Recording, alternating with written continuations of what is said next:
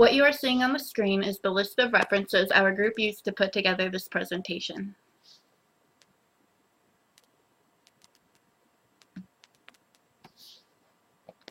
I have analyzed 3 of the sources using the CRAAP test to determine if our references contained and provided us with good and useful information. The first source I will analyze is Social Perspectives of Wind Power Development in West Texas. This article is about the social perspectives towards wind energy, examined from the perspective of a state that leads in installed capacity. This article was published in July of 2011. Topics such as wind power development require current information. Therefore, a source less than 2 years old is current, but much advancement or new breakthroughs could affect its relevancy. The information in this article is specific for the state of Texas, although it provides a guideline for the other 49 states. This article discussed the opinions of government officials, homeowners, as well as prominent local businesses, which offer varying degrees of support and concern. Therefore, the information relates to our topic by providing a sample of the public's reaction. The intended audience is researchers or students. The authors are Christian Brandstrom, Wendy Jepson, and Nicole Persons, who are associated with the Department of Geography at Texas A&M University. Their publisher is Taylor and Francis for the Annals of Association of American Geographers, which is a peer-reviewed scholarly journal. The authors provide their email and mailing addresses at the bottom of the article as a way for the readers to contact them.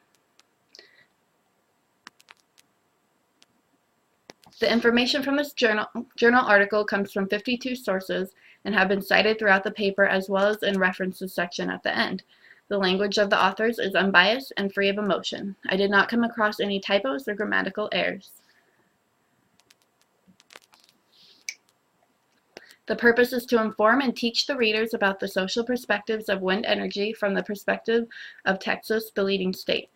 The author makes their purpose very clear, even stating it in the abstract. The second article I will evaluate is Conquering the Arizona Desert, the Theodore Roosevelt Dam. This article provides information on the history of the constructed dam in Arizona. This article was published on August 1st of 2008.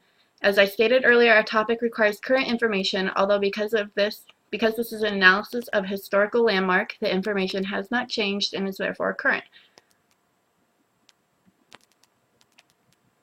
The information directly relates to our topic on the history of dams, which is presented by Marcy in the beginning of our presentation. The intended audience is students or researchers who may be interested in the history of dams or the Theodore Roosevelt Dam.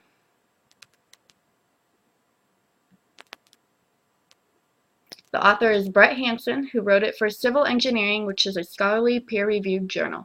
Hansen is qualified to write for this journal as he is the editor of the American Society of Civil Engineers, among other places. The author does not provide any personal contact information within the article. The information comes from Hansen himself, and there are no additional citations. This article is peer-reviewed, and the language of the author appears to be unbiased. The purpose of this information is to inform and teach the readers about the history of the Theodore Roosevelt Dam in Arizona. The author makes his purpose clear. The information provided is of fact and does not contain any biases.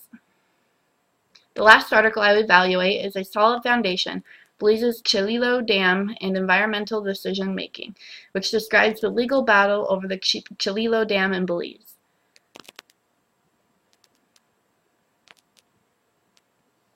This article was published February 1st of 2008. This article is current information for our topic because it discusses the legal battle over the Chililo Dam, which is historical information. The information is incredibly relevant to our topic because the Chililo Dam is what sparked our interest in researching this topic in the first place. The intended audience are people specifically interested in legal battles of dams or the Chililo Dam. The author is Ari Hershowitz, and his publishing journal is Ecology of Law Quarterly, which is a scholarly peer-reviewed journal article. Hershowitz was the director of BioGEMS project at the NRDC. He worked with community and environmental groups in Belize to create an international campaign challenging the construction of the Chililo Dam on Belize's McCall River. Hershowitz cites as many sources throughout his paper, and the journal is located in a scholarly peer-reviewed journal.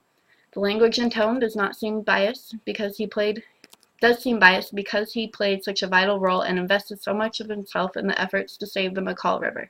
I did not come across any spelling or grammatical errors, and the purpose of the information is to inform, teach, and persuade readers. The information is mostly fact with a little bit of opinion, and there are political and institutional biases within the article as well.